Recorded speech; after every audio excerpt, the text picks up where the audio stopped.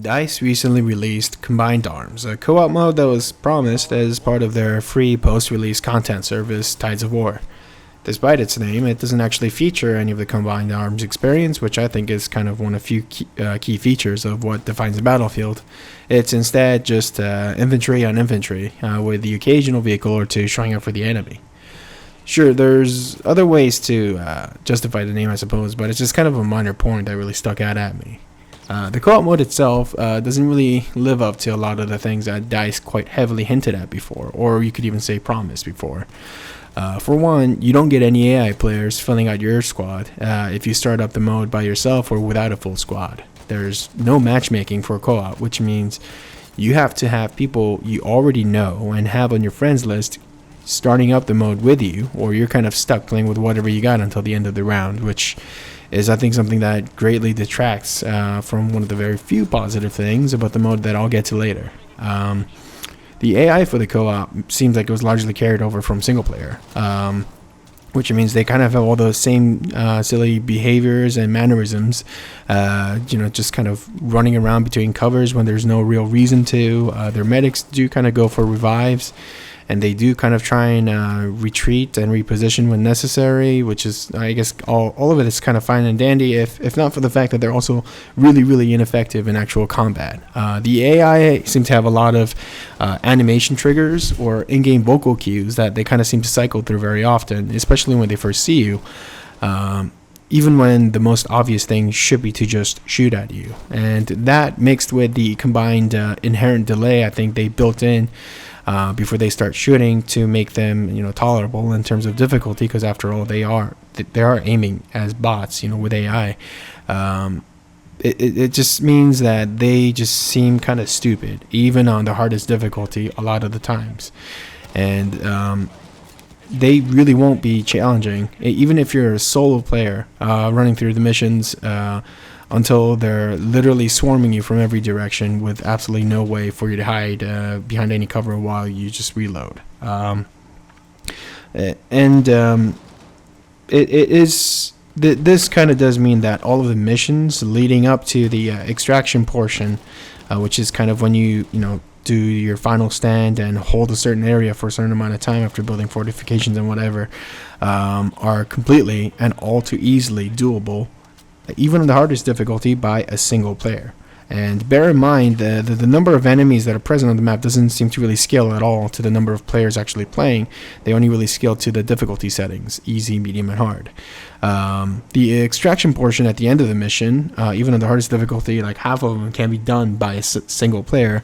The other half, I think, is only not doable because there's just not enough cover, and they will eventually swarm you. On the hardest difficulty, I think they do full damage if they actually start shooting. And the fact that half the missions can be completed by a single player on the highest difficulty for a co-op player made for 4 is kind of troubling. And that does kind of speak to the need for a more dynamic scaling of the difficulties for the different levels. Which isn't to say all of them are just way too easy. At least half of them, at least on the final extraction stage, can be fairly challenging, especially if you're running with a squad that's got some inexperienced players or just the average skill players, perhaps maybe a little bit below average. There is one Hamada level that features a plane, I think, or two, and it has an extraction stage that provides almost little to no cover, and they just send you swarm after swarms. And that kind of stuff can be a little bit dicey at times, and you might even fail it. But, if you're running with a fairly experienced crew, or, everyone's kind of keyed in and trying, not enough of them are challenging enough. That said, some fun times can still be had, but I think the old adage of anything is fun with friends definitely applies here, and that's not really to DICE's credit. The mode does offer some positives. For one, I think it's a great place to test out your weapon specs, which is something the existing practice range so painfully fails to do. I think the co-op can be a pretty great place for newcomers and less skilled players to fine-tune and kind of practice their fragging abilities against literal bots that should pose less challenge than real players. and they wouldn't have to worry about their performances affecting their global stats, which sadly has kind of become this twisted standard for gauging individual abilities and achievements in this game. And I think even the experienced players can get something out of the game by having 4 different locales to kind of test out their graphic settings to help with the visibility, their config files if they're on the PC, test out various weapon specializations, try different things with different guns. I do think it's kind of a shame, though, that it's difficult for me to just heartily recommend this mode to a complete newcomer, even though it's probably the best place for a newcomer to get acquainted with the game's mechanics, is because a newcomer is less likely to have Battlefield players on their friends list, and they wouldn't be able to play the mode the way it was intended with other people due to the fact that there's no matchmaking offered for it in game. And there are quite a few people I think this mode could benefit, but it's just kind of difficult to get the games going. I mean, there's clearly a lot of resources and effort that went into the mode. Just looking at the way each session is instanced, it's not hosted off a dedicated server, but it's actually run on a peer-to-peer host-based system.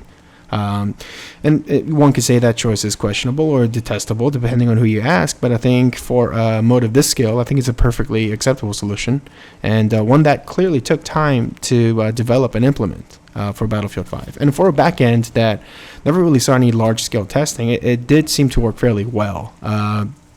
Probably definitely better than anything I saw in Battlefield 3's co-op system, which was quite trash in comparison. I mean, I would have to say in Battlefield 5's co-op, I did have a crash failure rate of about 1 out of 10 sessions.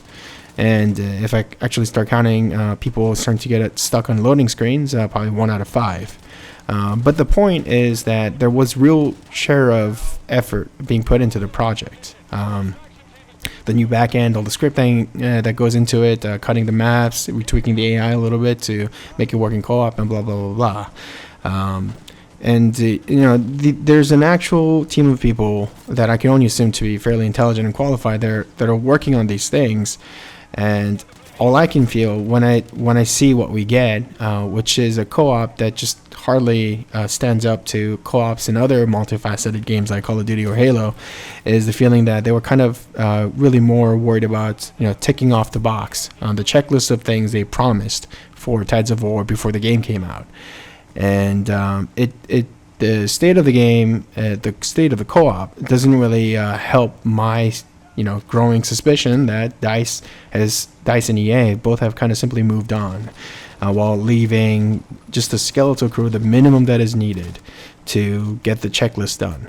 And no fault to the people that are still left working on it. They put out a fairly functioning product. Like, all these things I mentioned, I'm sure the people were fully aware of the shortcomings or things that could have been in the mode. I just feel like they're just working on strapped resources, and mostly because the studio and the publisher probably more or less decided to move on from the game, which it's hard to blame them for it. It's not surprising. Given its current reputation, it's hard to imagine that they'll be able to monetize it very much based off of Boynes. But it's really too bad. Battlefield 5's gun mechanics, I really love, and the problem is everything else about the game is tolerable at best, and is kind of really starting to wear my love for the entire series quite thin. And it would be really sad if the gunplay mechanics in this game was kind of thrown out, with the bathwater in the next. And I don't know what else to say. It's a serviceable mode. It can be useful for some, and